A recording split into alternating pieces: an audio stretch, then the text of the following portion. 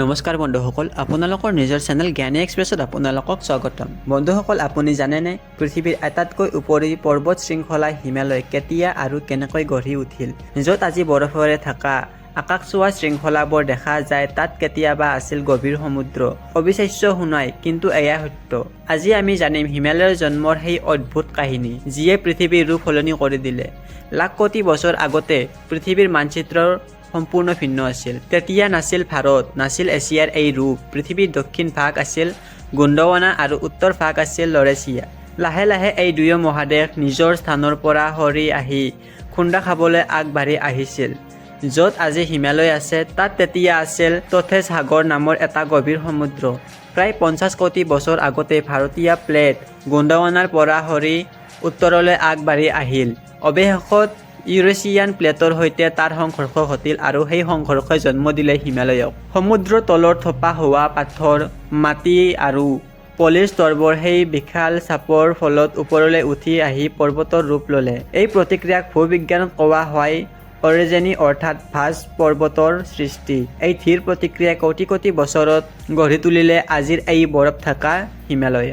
আশ্চৰ্যৰ বিষয়, হিমালয় আজি পৰ্যন্ত বৃদ্ধি পাইছে প্ৰতি বছৰে কেই মিলিমিটাৰ ওপৰলৈ। কাৰণ ভাৰতীয় আৰু ইউৰেছিয়ান প্লেটৰ সংঘৰ্ষ এতিয়াও বন্ধ হোৱা নাই। হিমালয় কেৱল এটা পৰ্বত শৃংখলা নহয়, ই হৈছে বহু স্তৰৰ বিশাল গঠন। গ্ৰেটাৰ, লেছাৰ, আউটাৰ আৰু পূৰ্বাঞ্চল হিমালয়। প্ৰথমে ট্ৰেঞ্চ আৰু গ্ৰেটাৰ হিমালয় গঢ়ি উঠিছিল, য'ত গাঢ় ৰঙৰ পাথৰ আৰু জীৱাশ্ম আজিও পোৱা যায়। হিমালয় ভাৰতৰ জীৱনদায়িনী। ই উত্তৰৰ পৰা অহা ঠাণ্ডা চাইবেৰিয়া বতাহৰ পৰা আমাক ৰক্ষা কৰে। যদি হিমালয় নাথাকিলেহেঁতেন, ভাৰতৰ বতৰ বৰফীয়া আৰু কঠিন হৈ পৰিলেহেঁতেন। গৰমত মনচুন অহাটোৰ কাৰণে হিমালয়ে।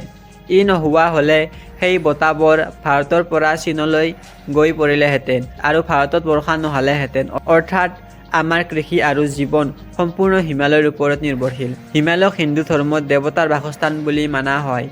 বৌদ্ধ ধৰ্মত ই ধ্যান আৰু জ্ঞানৰ পবিত্ৰ স্থান। সেয়ে এই পৰ্বত কেৱল ভূগোল আশ্চৰ্য নহয়, কোটি কোটি লোকৰ বিশ্বাসৰ প্ৰতীক। কিন্তু বন্ধুসকল, হিমালয় আজি সংকটত। বিজ্ঞানীসকলে কয়, যদি পৰিৱেশৰ পৰিৱৰ্তন এইদৰে চলি থাকে, তেন্তে অহা দশকত ইয়াৰ 75 হিমবাহ গলি যাব পাৰে। ইয়াৰ ফলত গংগা, যমুনা, ব্ৰহ্মপুত্ৰৰ দৰে নদীবোৰ জলস্তৰ নামিব। কোটি কোটি মানুহৰ জীৱন বিপদত পৰিব। মেঘপাত, ভূমিস্খলন আৰু হঠাৎ বনৰূপে বিপৰ্জন, এইবোৰে হৈছে সেই বিপদৰ আগজাননী। হিমালয় আমাৰ গৌৰৱৰ প্ৰতীক, কিন্তু যদি আমি এতিয়াও উদাসীন থাকোঁ, তেন্তে সেই দিন দূৰ নাই যেতিয়া আমাৰ ভুলে আমাৰ বিনাশৰ কাৰণ হ'ব। সেয়ে প্ৰশ্ন, আমি হিমালয়ক ৰক্ষা কৰিব পাৰিমনে, নে কেৱল ধ্বংসৰ অপেক্ষাত থাকিম? আপোনাৰ মত কি? কমেণ্টত জনাব। যদি ভিডিঅ'টো ভাল লাগিছে, তেন্তে লাইক কৰক, শ্বেয়াৰ কৰক আৰু নতুন হ'লে চেনেলটো ছাবস্ক্ৰাইব কৰিব। জ্ঞানী এক্সপ্ৰেছ, য'ত জ্ঞান মাত্ৰ তথ্য নহয়, অনুভৱৰ যাত্ৰা। পুনৰ লগ পাম অন্য এটা ভিডিঅ'ৰ সৈতে। ধন্যবাদ।